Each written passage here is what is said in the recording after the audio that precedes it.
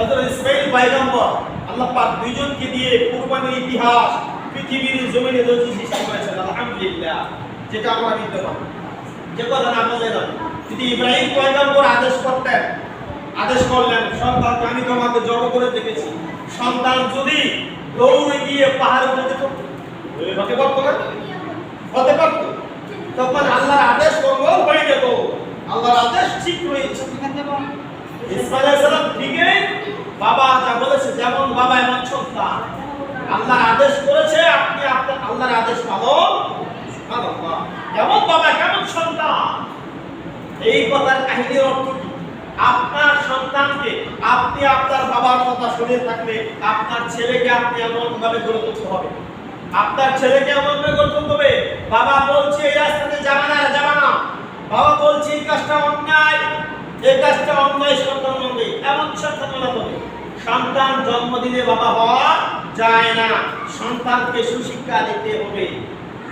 যেই সময় সুযোগ পাবেন সন্তানকে সময় দিয়ে বলতে, বাবা এটা এমন, বাবা অন্যের গাছের মরিচ চুরি করে এমন না, বাবা রাস্তা দিয়ে যাচ্ছ অন্যের গাছ থেকে পেঁপে পেকে রয়েছে, পেঁপে তার পেঁপেটা পেরে আনা যাবে না, তার অনুমতি ছাড়া আনা যাবে না, অন্যের গাছের পেঁপের দিকে নজর দেওয়া যাবে না। এখন কাঁঠালের সময়, বাবা রাস্তা দিয়ে যাচ্ছ একজনের গাছে কাঁঠাল পেকেছে, কাঁঠালটা পারা যাবে না, তার অনুমতি ছাড়া পারা যাবে। তোমার যদি খাওয়ার রুচি হয় তাকে বলবা, সে যদি দেয় সে দিচ্ছে তাহলে তুমি খাবা, তাই তো নয়। এমন সন্তান হলো এক সন্তান, সৎ সন্তান। এখন আমাদের মালিককে না বলে গাছ থেকে কাঁঠাল ফেলে যারা খেয়ে ফেলে, কাঁঠাল খেয়ে কোনো খবর বলেও না, এই পোশাক বুঝতে পেরেছে গণনা তো দেখে নেন, কাঁঠাল পর করে ডিসিগুলো এমন জায়গা ফেলছে, এই যে কাঁঠালের ময়লাগুলো এমন জায়গা ফেলছে চুরি করে খাওয়ার পরে, আর কোনো হদিস নেই, কাঁঠালে পাকে। আমাদের সমাজে আছে কিনা অনেক অসংখ্য। আমি এই কিছুদিন পূর্বে দেখেছি কাঁঠাল পেকে খেয়ে একজনকে পাওয়া গেছে, কাঁঠাল গাছ থেকে কাঁঠাল পেরে কাঁঠাল পাক তো উঠে গেছে। আমি বললাম, বাবা কি করতেছো? কাঁঠাল, হুজুর কাঁঠাল পাকছে।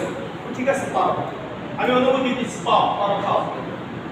ওরা খেলেন, আমি সাথেও দুটা একটা পুষ খেলাম, কাঁঠাল আমার কাছে কাঁঠালে তো খেলাম, আমি খেলাম, ওই ছেলেরাও, ওদেরকে আমি বললাম যে কাঁঠাল যখন খাওয়ার ইচ্ছা হবে পাকলে এসে খাবে, কারণ তুমি খেলে সোয়াব হবে, তোমারও এই গাছের মালিকেরও সোয়াব হবে, আমি যে তোমাকে খাওয়ালাম আমি সোয়াব পাবো। এভাবে মানুষকে উৎসাহিত করা। হ্যাঁ, আপনার যদি থাকে টেপটেপে করা যাবে না। অতীতের মানুষেরা এমন করে নাই, গাছ আছে ফল আছে, আসার পরে বলছে ঠিক আছে খাওয়াবো। আরে ভাই, খাওয়ার মতো কোনো সোয়াব এই পৃথিবীতে নাই। মানুষকে খাওয়ার মতো, অন্য মানুষকে আপ্যায়ন করার মতো সোয়াব এই পৃথিবীতে আমি দেখি না। মানুষকে যখন খাওয়াবেন, তৃপ্তি মতো খাওয়াবেন, তার অন্তরটা, তার কলবটা যখন আলহামদুলিল্লাহ বলবে, তৃপ্তি হবে, আল্লাহ কবুল করবেন, এটি আপনি পেয়ে যাবেন। আলহামদুলিল্লাহ, এটি আপনার সুবহানাল্লাহ, এটি আপনার আমলনামায় সওয়াব হবে। মানুষকে খাওয়ানোর পরে টিপটাপ করবেন না, সব সময় মন ফ্রেশ রেখে অন্য মানুষকে সাদা মনে খোলা মনে খাওয়ানোর চেষ্টা করবেন।